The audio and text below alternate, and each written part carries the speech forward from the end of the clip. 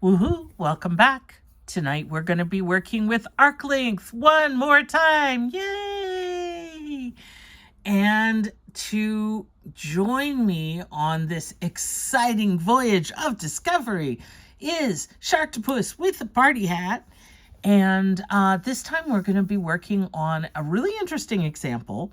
And this is an example that if instead of measuring a particular arc in its entirety, if we want to set up an arc length function that will actually give us a formula for the length in general. So we specify a starting point, but we don't specify the end point. And that way we can get a whole formula and then just use it to find all the areas of all the arcs. I know, it sounds like a party. Once again, this is just party town. Okay, so this is example 4, I think, that we've worked through. I don't know why I wrote example 4, but that's what I've got, so we'll go with it. Find the arc length function for the curve y equals x squared minus 1/8 natural log of x, with our initial point will be 1, 1. So that's our starting point. Okay, so first thing we got to figure out what the heck our function is. And our function is this to begin with. X squared minus 1/8 natural log of x. Okay, so f of x is x squared minus 1/8 natural log of x. So the first derivative of x is going to be 2x minus, and then I get 1/8 times 1 over x. So that's going to be 2x minus 1 over 8x. So far, so good? Awesome. Now, I want to find, right, I'm sneaking up on the formula. I want to find 1 plus the square of the first derivative. Okay, this is going to be a little bit more exciting. Now we're talking, yeah? So we're going to have 1 plus, and then we've got this thing, 2x minus 1 over 8x, and we're actually going to square that. And I'm sure you're like, yeah, you're going to show us a sneaky way to do this easily, aren't you? And I'm going to say no. No, sadly, we are just going to square it. I'm going to use the square of binomial. You could also use FOIL, F-O-I-L. First, outer, inner, last, if you'd like. But I'm going to go ahead and say, okay, we've got 1 plus, right? And so this, oh, there was a little spider on me. Now there's a little spider doing a perfect square. This is just a very exciting situation, isn't it? I'm going to have Sharktopus help us. Come here. Come here. Oh, nope, nope, nope, nope, nope, nope. There we go. Okay. There we go. Spider is now somewhere. Spider can live out Spider's little life. Okay, so I'm going to get the square of 2x, right, minus 2 times 2x times 1 over 8x plus the square of 1 over 8x. This is the formula for a perfect square. Pardon me. Thank you so much for spider safety. Thank you.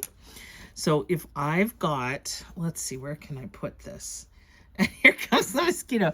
It is just Wild Kingdom tonight, isn't it? It's funny what happens when you're recording at night and you're the brightest light in the room. Suddenly, all the bugs want to party hardy with the mathematicians. So if you have a minus b, the quantity squared, remember that that's a squared minus 2ab plus b squared. So that's the formula I've got there, okay? And you can also use FOIL. So this is going to be 1 plus 4x squared. Now, notice that up top I've got 4x, down below I've got 8x. So I end up with minus 1/2, which is kind of odd when you cancel everything out. and then plus 1 over 64x squared. And that ends up being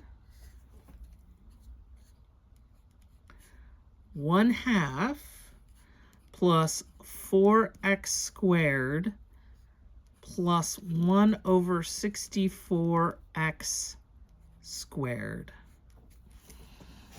So far, so good? Now here is the amazing, wild, and wacky part of it. If you happen to notice, and this is this magical trick, so I love this one. This will not always work. But it turns out, if you write it like this,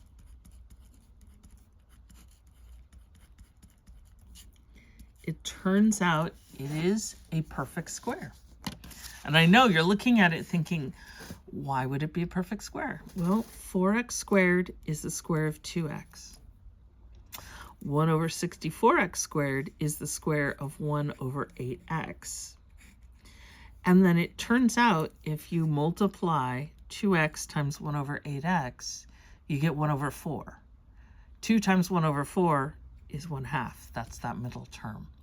Now, do I expect that normal human beings would notice this? No, really, I probably 9 times out of 10 wouldn't even notice this. So this problem involves a bit of a sneaky trick. Most of the time you would just leave it like this, and then you've had some ugliness. But I wanted to show you this. It's pretty cool that it works out this way. How do you know? How can you see it coming? Well, you see how we ended up with 4x squared minus 1/2 plus 1 over 64x squared? When we added the 1, it just changed the minus 1/2 to a plus 1/2. So it's still this same pattern, but instead of a minus in the middle, it's a plus in the middle. And that's kind of the tip-off. Does it always happen? No, it really doesn't. So some of the integration would be a lot harder if this didn't turn out so beautifully. Okay, so then what? Well, now I know you're all like, oh, sure. You came up with a special secret one that works perfectly. And the answer is, yeah, I kind of wanted to show you this one because it does work perfectly.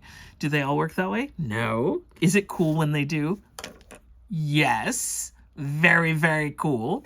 And so here we are being cool with our mathematics. Yay. But I'll remind you that the problems that I give you in the homework can always be done. Will they be cool like this? No, but you will be able to do them. I won't give you an impossible problem, I promise. Okay, so this is 1 plus the first derivative squared, and so I'm just going to take the square root of this, which of course, now that we've got a perfect square, means that all we get is just 2x plus 1 over 8x, which is just 2x plus 1 over 8. So 1/8 x to the negative 1, right? Depending on how you want to look at it.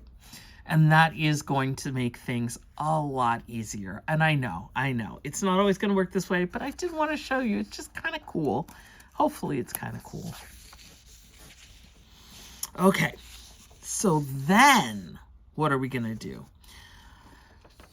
So then we've got to actually deal with, pardon me, Sharktopus, I didn't mean to poke you in the eye. Ooh, that hurts.